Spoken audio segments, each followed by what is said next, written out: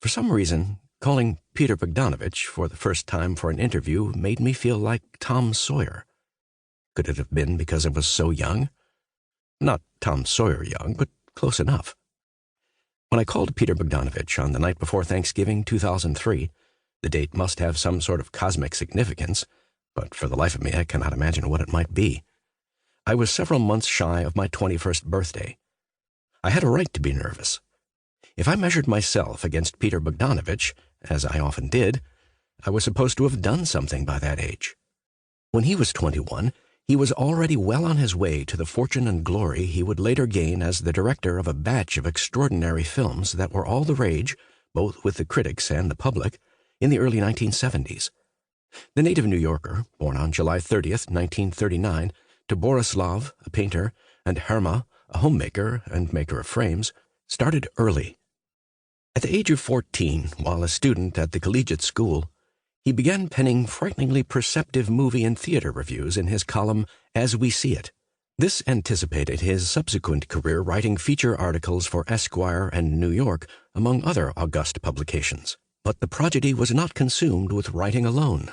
Oh, there was more. Acting was his first passion. His earliest performances, he wrote, were recitations of poetry and stories at dinner parties thrown by his parents.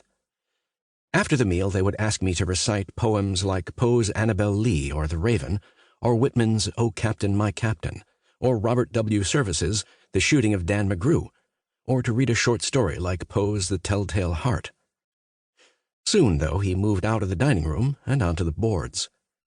In an introduction to Bogdanovich's collection of essays, Pieces of Time, his editor at Esquire, Harold Hayes, noted with pride that Bogdanovich was all of 15 when he became an acting student of Stella Adler, having lied about his age and cut his gym class to make time available. His classes with Adler, no matter the fraudulent means through which they were obtained, resulted in appearances on stage and on live television, making him a seasoned trooper when he was not yet out of short pants. More. In 1959, at 19, Hayes continued, he somehow managed to raise the money to stage an off-Broadway production of Clifford Odets' The Big Knife. Are you keeping track? Good. Journalist, actor, stage director, and barely old enough to drive. He was not tranquil with his success either. Hollywood beckoned. It would not be too many more years before he and his first wife, production and costume designer Polly Platt, headed from New York to California, armed with a little money, a plethora of contacts obtained through his writing career, and the general notion that they wanted to make movies, not just see them or write about them. By the time he was 21, then, Peter Bogdanovich had done his share of big things and was destined for even bigger things. Me? In between shoveling snow in my suburb of Columbus, Ohio, I was just trying to launch my writing career, not exactly the sort of thing that Harold Hayes would have considered worth commemorating in print. Nonetheless, on that Thanksgiving Eve in 2003, I found myself dialing Peter Bogdanovich's number and waiting for him, or anyone, to pick up.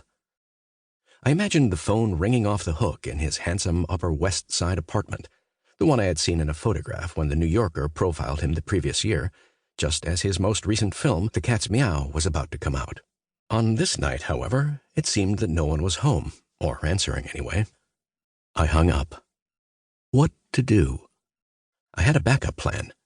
In case he did not pick up when I called at the appointed time, his assistant had given me a second number to try.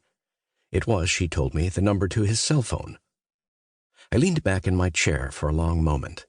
I grabbed the receiver and thought, what the hell? Why not? Bring!